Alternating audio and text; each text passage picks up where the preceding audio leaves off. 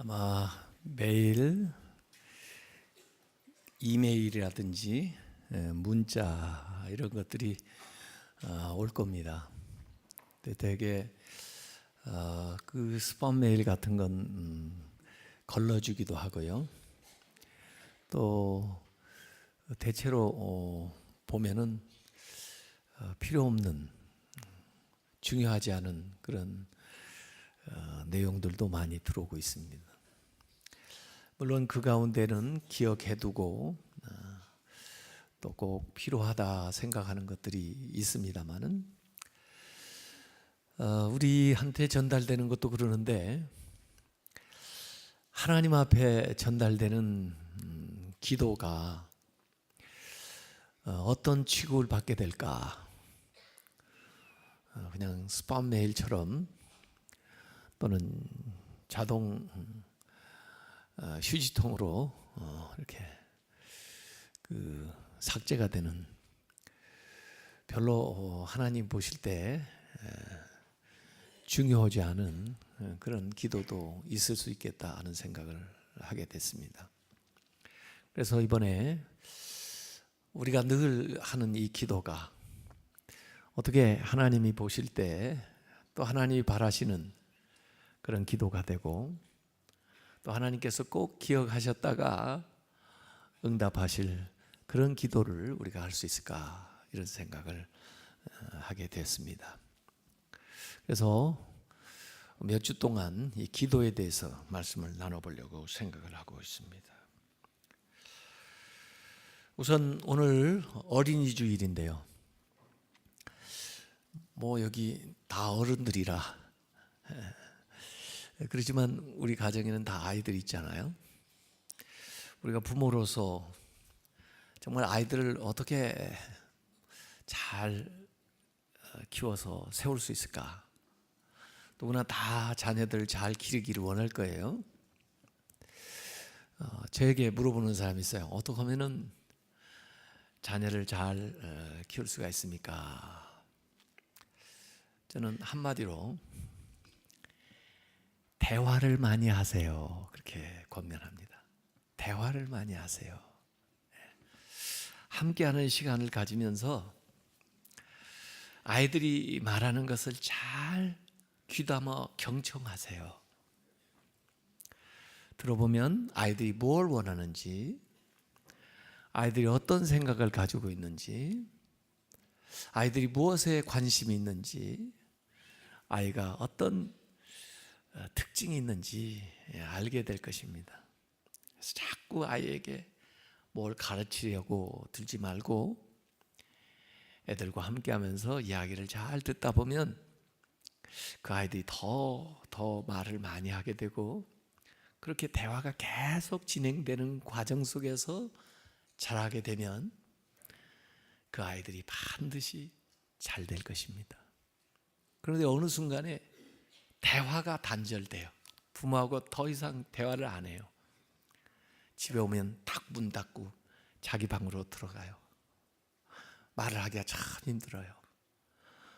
대화를 한다고 해도 그냥 오래 이어지지를 못해요. 그냥 밥 먹었냐? 뭐 아무 일 없니? 그런 것으로. 그래서 더 이상 그 대화가 깊어지지 않으니까 그 관계가 친밀해지지 못하고, 그래서 부모와 자식 사이에도 서먹서먹 하다가 그냥 점점 멀어지게 되는 거죠. 그래서 어떻게 하면 평생 내가 살아있는 동안 우리 자녀하고 대화가 잘 될 수 있을까?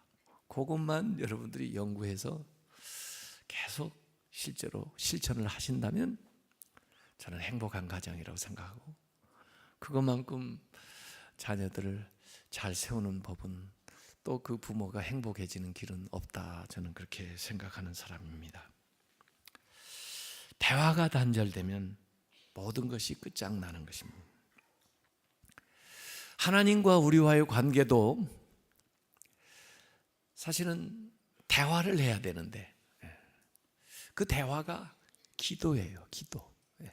우리는 기도를 통해서 하나님과 대화를 합니다. 하나님과 관계를 맺는 거예요. 기도가 풍성해지고 기도가 아주 구체적이고 그리고 기도가 깊어지면 그만큼 하나님하고 이 관계가 친밀해지는 거예요. 마치 부모와 자식 관계하고 하나님하고 우리하고 관계하고 똑같아요.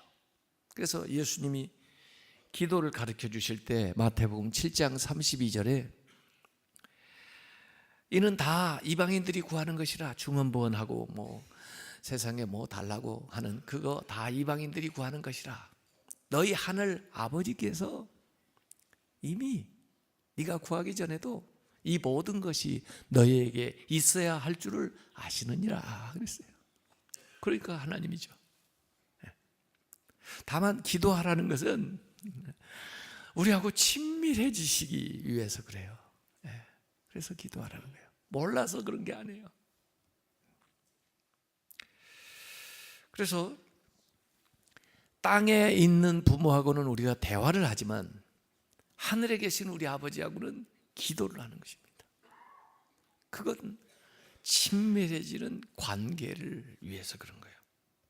그래서 저는 기독교는 하나의 종교가 아니라 관계인데 일방적인 것이 아니고 쌍방향이에요.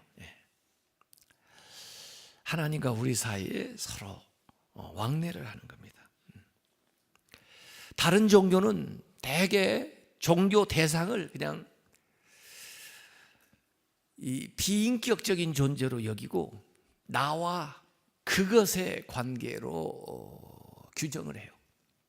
그래서 하나의 대상으로만 여깁니다. 그런데 기독교는 그 하나님과 우리와의 관계를 인격적인 관계로 보고 3인칭이 아니라 2인칭으로 얘기를 해요. 나와 너의 관계예요.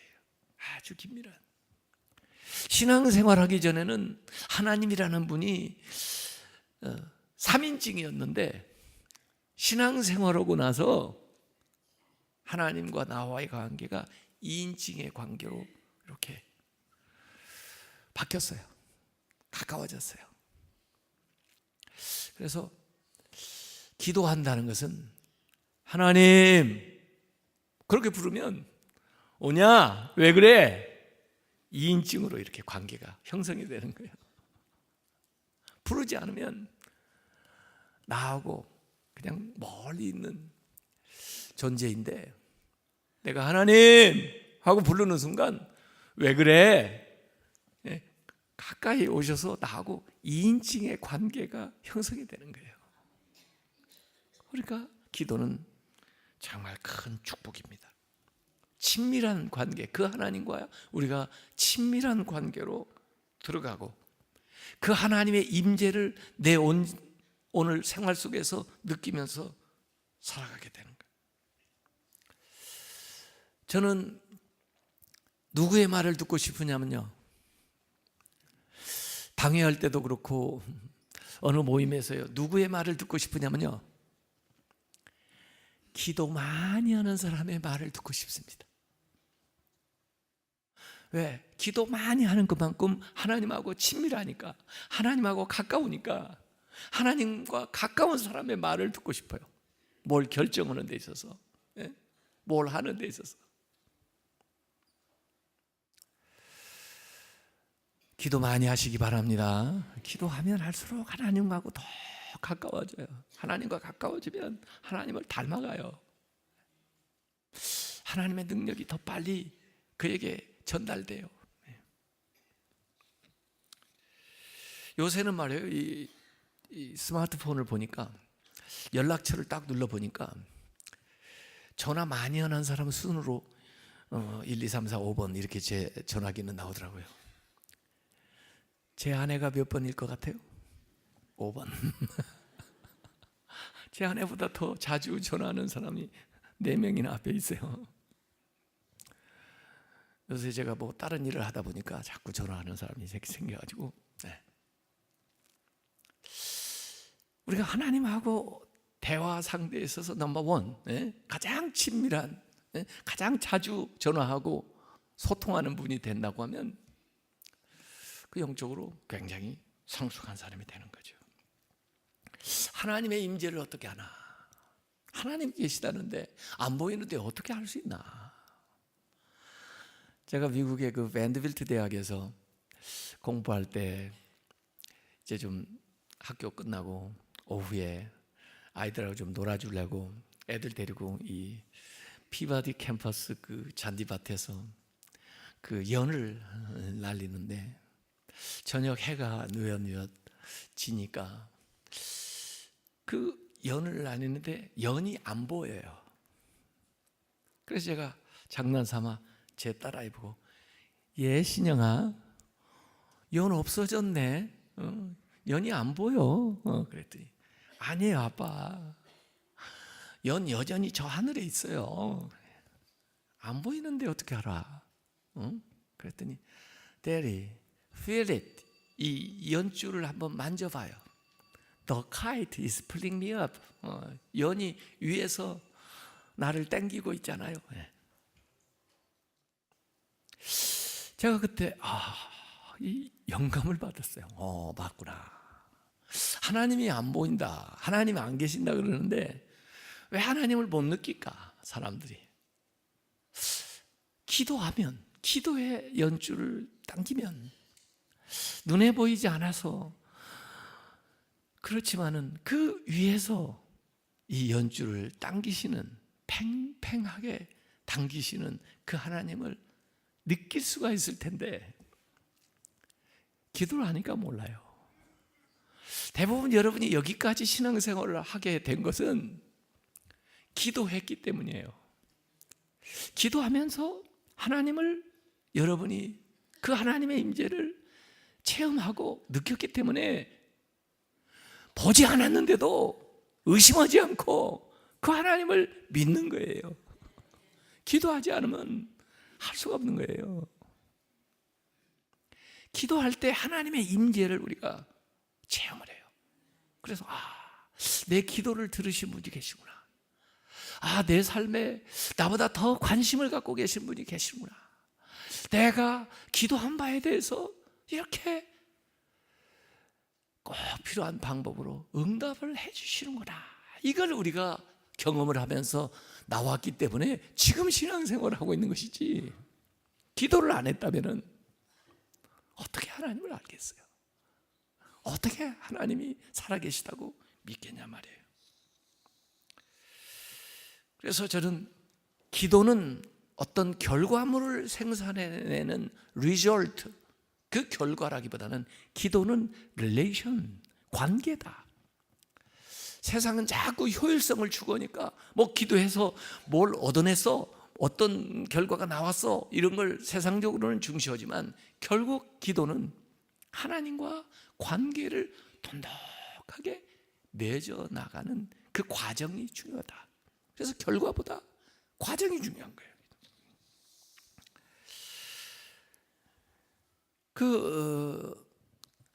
아이들이 해변가에서 모래성을 쌓는데요. 모래성 쌓아보셨어요? 저 같은 사람은 별로 그런 거 안 합니다. 왜 안 하냐면 해서 뭐 하려고? 금방 또 그냥 무너뜨릴 거. 또 이 파도가 치면 다 허물어질 거. 해서 뭐 하려고? 결과를 아니까 안 해요. 근데 애들은요, 열심히 재미있게 막 희낙낙거리면서 그 모래성을 쌓고 재밌게 놀아요. 그러다가 저녁 때쯤 되면 부모가 부르죠. 야, 밥 먹어, 빨리 와. 그러면 그 자리 그대로 놓고 갑니다. 그 사이에 다른 사람들이 다 밟아놓고 그 사이에 썰물 돌아가지고 다 무너지고 그런 거예요. 그러면 헛일을 한 것 같죠? 아니요. 그걸 만드는 과정 속에서 애들이 우정이 돈독해지고 또 뭔가 재미를 느끼고 그렇게 했던 그 과정이 들어가 있는 거예요. 우리는 항상 기도하면서 뭔가 대단한 것이 나타나는 그 어적만 생각하지만은 그 과정 속에서 하나님을 닮아가고 또 하나님이 하시는 일을 보고 또 그 하나님 안에서 살아가는 평강과 또 위로와 힘을 얻어가면서 그 상황을 견뎌나가는 거예요. 그래서 기도라는 것은 그 과정이 참 중요합니다. 세상 사람들은 전부 목적, 결과를 생각하면서 목적을 이루기 위해서는 수단, 방법 가리지 않고 과정을 생략하거나 그냥 왜곡시켜서 지나가는데, 기독교는 목적도 중요하지만 그 못지않게 과정이 참 중요한 겁니다. 그래서 어찌 보면은 하나님이 기도 응답을 쉽게 할 수가 있고 여러분이 바라는 것을 그냥 방금 줄 수 있음에도 불구하고 하나님은 그 과정을 가져가는 거예요. 과정을. 왜? 그 목적보다, 그 결과보다 과정이 중요하니까. 그래서 인내하면서 계속 기도를 해. 그러면서 자신이 변하는 거예요. 기도해서 하나님을 바꾸는 게 아닙니다. 어떻게 우리가 하나님을 바꿉니까? 어떻게 하나님이 변합니까? 영원하신 분인데. 기도하면 내가 바뀝니다. 내가 바뀌어가는 거예요. 그래서 기도는 내용보다, 우리는 기도할 때 뭘 기도해야지? 그래가지고 기도 제목을 또 기도의 내용을 생각하지만요, 기도의 내용보다 더 중요한 게 의도예요. 의도. 기도하는 의도. 컨텐트, 내용보다 인텐트, 인텐션, 의도가 중요하다는 거예요. 기도는 애시당초 하나님의 뜻을 알아내겠다는 거예요. 그게 기도의 목적이에요. 기도는 내 뜻을 이루겠다는 것이 아니고 하나님의 뜻을 받아들이겠다는 거예요. 그것이 기도의 의도입니다. 그걸 기도하는 과정에 기도가 나를 인도해 주는 거예요. 그래서 우리는 하나님의 뜻을 알고 싶고 하나님 뜻대로 살고 싶고 하나님께 영광 돌리고 싶어서 기도를 하는 거예요. 그 의도가 분명하면 하나님께서 그 안에서 무궁무진한 일을 행하셔요. 제가 알지도 못했고 계획하지도 못했고 할 수도 없었던 일들을 하나님이 그 기도 안에서 행하세요. 그래서 내가 뭐라고 기도하느냐 하는 내용, 목적보다, 기도 제목보다 더 중요한 것이 의도예요. 여러분의 마음속에 가지고 있는 의도예요. 기도를 시작할 때 가지고 있는 마음이 중요한 거예요. 밖에 있는 것이 중요한 게 아니고, 성취해야 될 목적이 중요한 게 아니고, 내 마음에서부터 나는 하나님의 뜻을 원합니다. 나는 하나님의 뜻이라면 하겠습니다. 제 삶에서 하나님의 뜻대로 되는 것이 최선입니다. 이건 이미 기도가 응답된 거예요. 시작부터. 왜? 그 의도를 가지고 나아가는 거니까. 그 과정은 하나님이 하세요. 어떤 때는 내가 생각했던 이 길보다 더 나은 길을 만들어 주시기도 하고 더 놀라운 결과를 우리에게 가져다 주시기도 하는 것이에요. 그래서 내용보다 더 중요한 게 의도다. 이걸 여러분이 기억을 해야 되는 거죠. 우리의 전체 삶은 기도로 이렇게 보자기에 딱 싸듯이 기도로 이렇게 다 우리의 삶을 포함을 해버려야 됩니다. 그러려면 우선 아침에 일어날 때 기도로 시작해야 돼요. 워밍업 하는 거예요. 워밍업. 하루를 워밍업하기 기도해요. 옛날에 자동차 성능이 안 좋을 때는 시동을 좀 걸어가지고 워밍업을 시켜요. 열받게 좀 만들어가지고 그 다음에 이제 운행을 하죠. 이제 우리도 마찬가지. 아침에 일어나서 워밍업을 하는데 아침 기도가 참 중요합니다. 왜? 하루의 삶을 어떻게 살 거냐를 결단하는 건데, 뭐 오랜 시간을 기도하지 않더라도 아침 기도회 때 하루의 삶을 리허설을 해야 됩니다. 아침에. 이거 우리 연주자들이 그냥 나와서 연주하는 게 아니에요. 여기서 연주하는 시간 몇 배 연습을 해요. 근데 우리 기도는 사실은 짧은 시간 속에 하루를 미리 살아볼 수가 있어요. 한 5분, 10분인데도 오늘 만날 사람들을 위해서 기도할 수가 있고, 오늘 해야 될 일을 위해서 미리 기도할 수가 있고, 또 오늘 알지 못하는 것을 위해서 미리 하나님 앞에 기도할 수 있어요. 그게 리허설하는 거예요. 기도로 한번 살아보는 거예요. 실제처럼. 이 기도하는 시간 안에는요, 시간과 공간을 초월하기 때문에 굉장히 압축돼 가지고 한꺼번에 오랜 시간에서 걸려서 여러 장소를 다니면서 일어날 일들을 한꺼번에 그 자리에서 해볼 수가 있다니까요. 그게 리허설을 하는 거예요. 그리고는 담대하게 기도의 응답을 믿고 나가는 거예요. 그렇게 살고는 저녁에 기도로 마무리를 하게 되면 기도의 보자기 안에 하루가 푹 쌓여 있게 되는 거죠. 살다가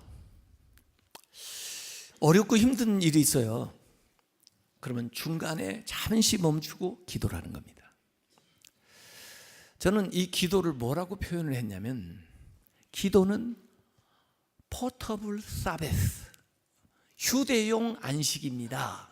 안식이라는 것은 원래 토요일, 유대교는 토요일을 안식했는데, 우리가 이제 예수님 부활하시면서 이 주일을 이제 안식하는 건데, 뭐 안식을 많이 할수록 좋죠, 뭐. 예. 이 안식의 정신은 세 가지가 들어가야 된다 그랬어요. 쉬는 것뿐만 아니라 복을 받아요. 하나님이 주시는 복, 위에서부터 내는 복, 그 다음에 성별해지는 거예요. 휴, 복, 성, 이 세 가지가 한꺼번에 들어가 있어야 진정한 안식이 되는 겁니다. 오늘 여러분이 마음과 삶에서 쉼을 얻으시고 하나님이 주시는 복을 받으시고 그리고 거룩해지시기 바랍니다. 이 휴복성이 오늘 이 시간에 일어나야 이게 안식이에요. 그런데 기도하는 시간에 이게 일어나요. 그래서 일하다가 또 어떤 때 힘들 때 잠시 일을 멈춰놓고 그리고 하나님이 주시는 힘, 능력을 얻고 그리고 다시 한번 새롭게 시작하는 거, 이 휴복성이 함께 일어나는 게 기도예요. 기도. 그래서 살다가 어느 장소였든지 상관없어요. 어느 시간이든지 상관없어요. 잠깐 멈춰놓고 짧은 기도를 드리는 겁니다. 그러면 새로운 생각이 일어나고 또 마음의 안정이 되고 힘이 나와요. 이게 하루 안에 중간중간에 이렇게 들어가는 거예요. 그러면 그게 쉬지 않고 기도하는 거예요. 그게 바로 삶이 기도가 되는 거예요. 이게. 그래서 기도와 삶이 떨어지지 않고 함께 가는 거예요. 이게. 저는 기도를 예언하는 것이다 그렇게 표현한 적이 있어요. 기도는 예언이다. 예언이 뭐예요? 예언은 앞으로 되어질 일을 미리 말하는 게 예언이에요. 기도라고 하는 것은 앞으로 하나님이 하실 일들을, 여러분이 기대하는 일들을 하나님 앞에 기도로 아뢰는 건데, 그게 하나님의 때에 이루어지게 되는 거니까 기도가 예언인 걸 믿으시기 바랍니다. 그래서 믿음으로 선포하는 거예요.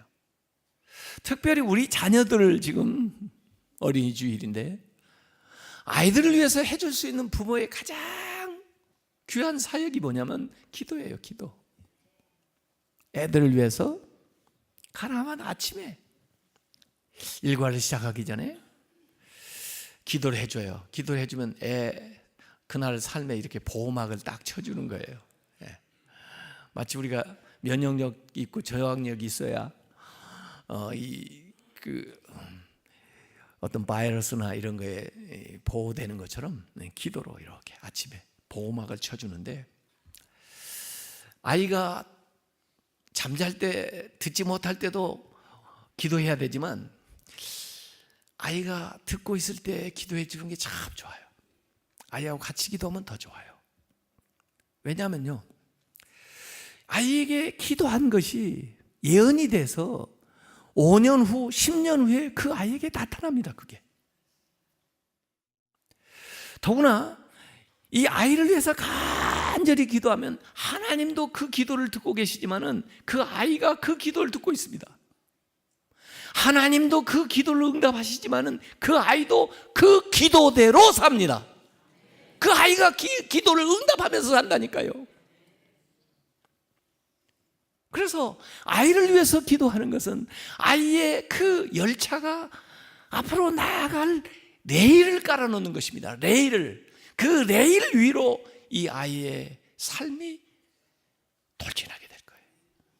그래서 부지런하게 아이를 위해서 기도를 내는 거예요. 레일을 계속 깔아놓는 거예요. 계속 깔아.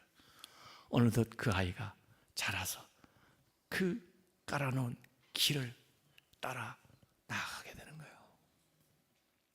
그래서 기도만큼 아이를 사랑하는 길은 없습니다.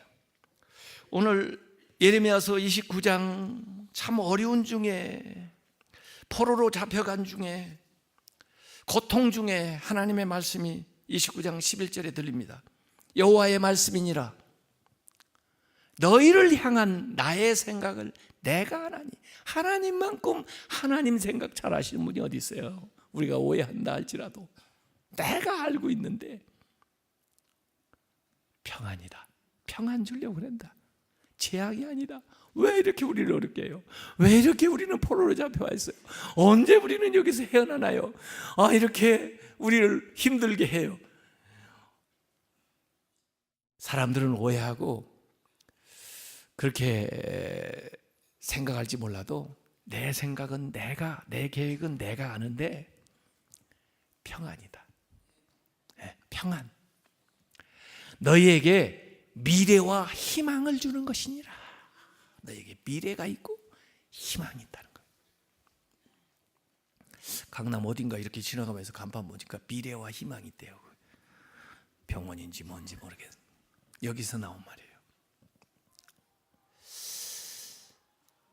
신앙 안에서 믿음 생활하는 사람들은요, 누구나 다 해피엔딩입니다. 해피엔딩이에요. 여러분의 결과는 하나님 나라기 때문에, 여러분의 종착점은 하나님 나라기 때문에 예수 믿는 사람은 모두 다 해피엔딩이에요. 예수 안 믿는 사람은 잘 되는 것 같아도 잘 나가다가 안 됩니다. 왜? 결과가 하나님 나라가 못 되니까. 하나님 나라의 관점에서 오늘의 우리의 삶을 보면요, 다 좋은 것입니다. 잘 돼서 좋고 연단 받아서 좋고요. 그러니까 좀 어려움이 있어도 재앙이야 그러지 말고 평안이다. 그리고 미래가 있다. 그리고 희망이 있다. 이거예요.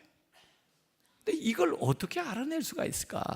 어떻게 이 하나님의 생각이 나의 삶에 실현될 수가 있을까? 기도를 해야 됩니다. 그래서 여기 얘기하잖아요. 29장 12절에 너희가 내게 부르짖으며, 다급하면 어려우면 부르짖겠죠. 가만 기도할 수 없잖아요. 내게 부르짖으며 내게 와서 기도하면 내가 너희들의 기도를 들을 것이요. 13절 너희가 온 마음으로 나를 구하면 나를 찾을 것이요 나를 만나리라. 그래서 뭘 얻어요? 평안, 미래와 희망, 이걸 얻게 되는 거예요. 그래서 우리가 기도해야 되는 거죠. 이 기도는 하나님의 뜻을 찾아가는 내비게이션이다. 어느 위치에 있든지 기도하면은, 기도가 인도하는 방향대로 기도하고 살아가면은, 그 인도를 받으면 결국 하나님의 뜻에 도달하게 돼요.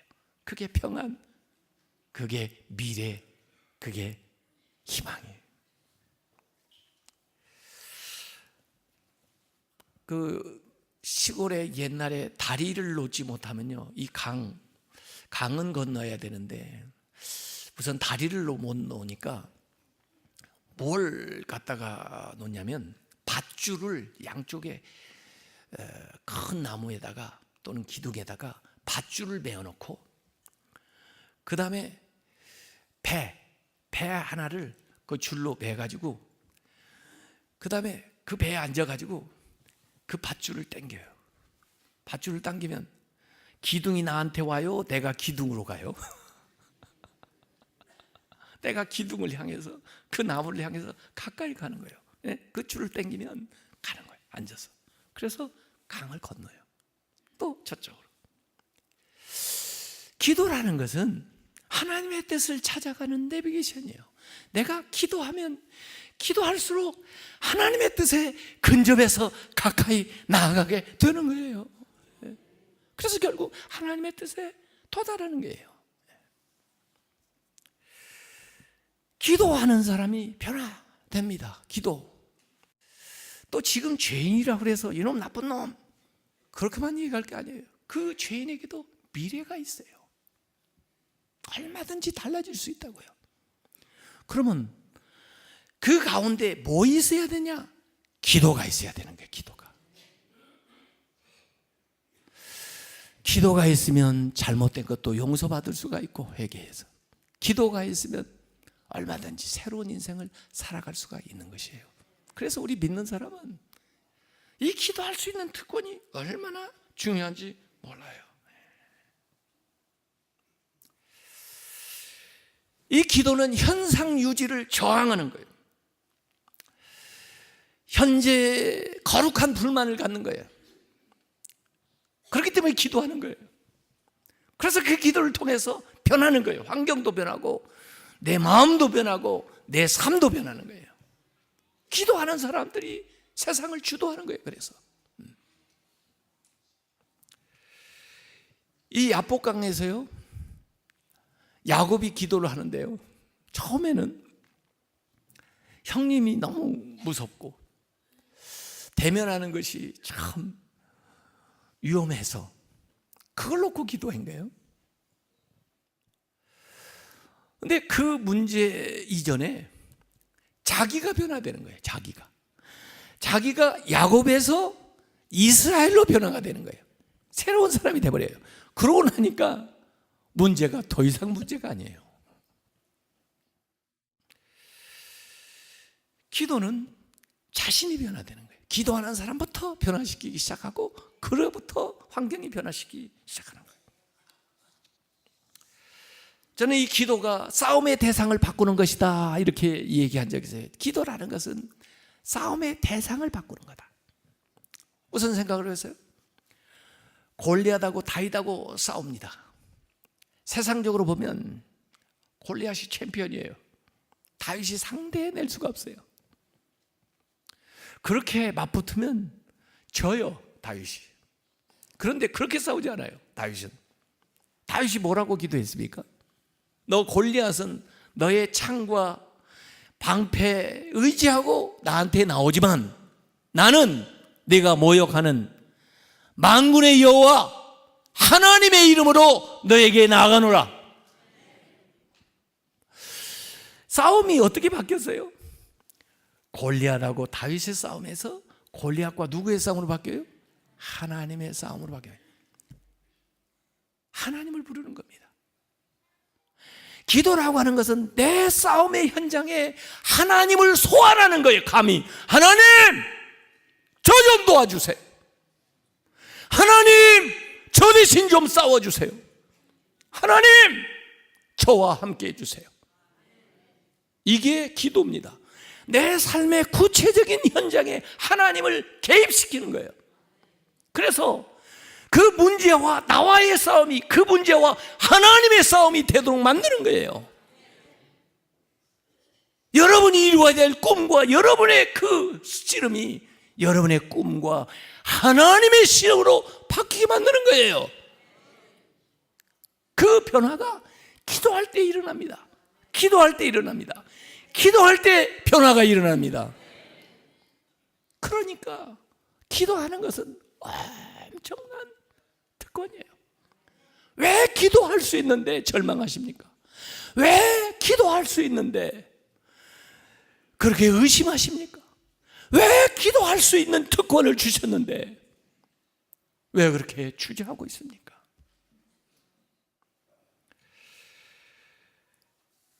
기도하기 시작할 때 그때부터 하나님의 손이 움직이기 시작하고 하나님이 예비하신 일들이 진행되기 시작하고 하나님의 역사가 우리의 삶에 임하는 것을 믿으시길 바랍니다.